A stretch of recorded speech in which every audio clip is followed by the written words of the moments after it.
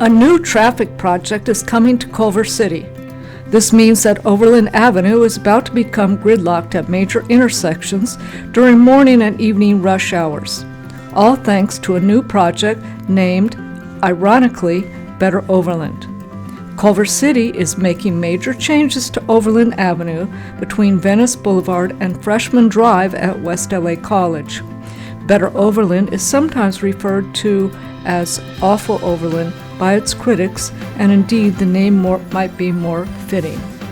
This video will examine Phase 2, which will extend along Overland Avenue from Ballona Creek to Freshman Drive. This video makes reference to quite a few important documents. The links to those documents can be found in the description box below. The project will eliminate parking on both sides of Overland, and as recently revealed, it will feature raised bike lanes that are fully flush with the sidewalk. Perhaps most important, however, are changes to the intersection at Overland and Jefferson. In a 2019 traffic study, intersections throughout the city were rated on an A through F scale with respect to peak traffic during morning and evening hours. The Overland and Jefferson intersection was rated as F. Notably, it was not easy to locate this important document. Nevertheless, to view the document yourself, be sure to click on the link below. In addition, Caltrans classifies Overland as a principal arterial roadway, the same rating as Sepulveda or Jefferson, and yet, as we shall see, the upcoming changes will significantly impair its functionality. At the Overland and Jefferson intersection, changes are being made to intentionally slow traffic through that area.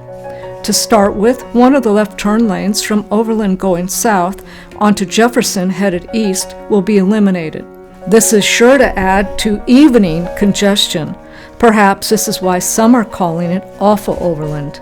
In addition, the changes will get rid of what are known as slip lanes. These features were wisely originally installed to make turns easier because the two streets intersect at a slanted angle. Once the slip lanes are removed, as shown in the project diagram, drivers will need to slow down to make the suddenly difficult turn from Jefferson onto Overland.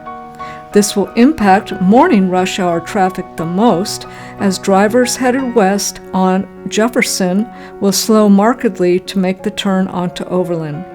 Perhaps at that point, the intersection could be downgraded to F-. For a small-scale preview, we can look at the intersection of Culver and Allenda, where slip lane was already eliminated. Here are the Google Earth images showing before and after. Now, drivers turning right onto Allenda from Culver find it awkward to navigate the sharp turn to avoid oncoming traffic. It was engineered that way because cars are crossing a protected bike lane. However, many debate the utility of the bike lane since few bicycles are ever seen actually using it. All of this gives rise to a few final questions. The facts are this: Overland is a major arterial roadway. The city's own traffic study rated the Jefferson intersection's level of service at F. So why is the city determined to make these changes? Who benefits? Who loses? And what happens when bicycles are prioritized over cars?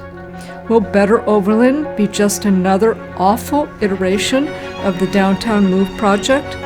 How will this project impact access to businesses in Raintree Plaza? And what about the condo owners in Lakeside Village, Tower Hill, and Raintree? These are important questions for all Culver City residents to consider.